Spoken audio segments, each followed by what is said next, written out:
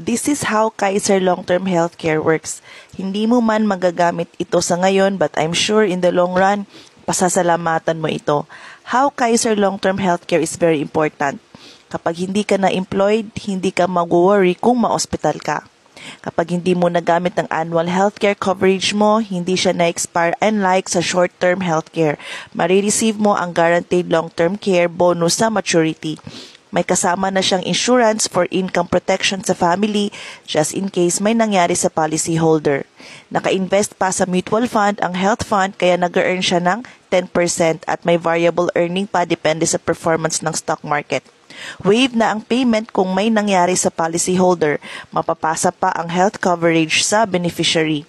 Good as cash siya pagdating ng maturity. So pwede kang mag-withdraw gamit ang Visa card. Hanggat may fund ang card, patuloy lang ang pag-earn ng interest.